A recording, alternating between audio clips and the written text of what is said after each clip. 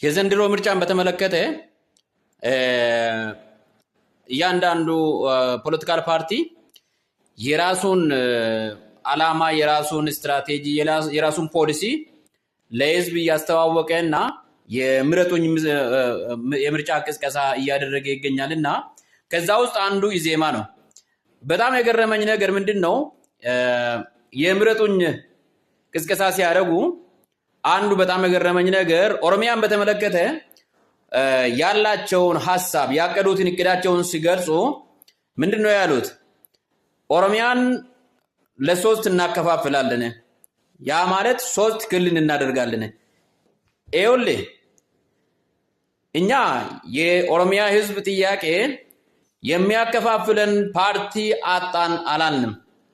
አከፋፋይ በሃይማኖት፣ በዘር፣ በዞን በተለያየ መንገድ እኛን ለማከፋፈል ጥረት የሚያደርጉ የተለያዩ አካላት አሉ፣ አክቲቪስቶችን ጭምር ማለት ነው።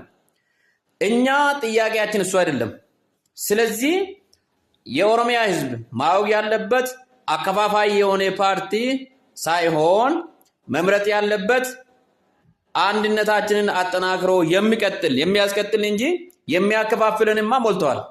ስለዚህ አከፋፋይ ፓርቲ መመረጥ የለበትም። አንድም ድምፅ ኦሮሚያ ላይ ማግኘት የለበትም። ይሄንን ፈጽመን አናደርገውም። ስለዚህ ኢዜማ ካሁኑ ኦሮሚያ ላይ የወደቀ ፓርቲ መሆኑን በደንብ መገናዘብ አለበት። ያ ማለት ምንድነው?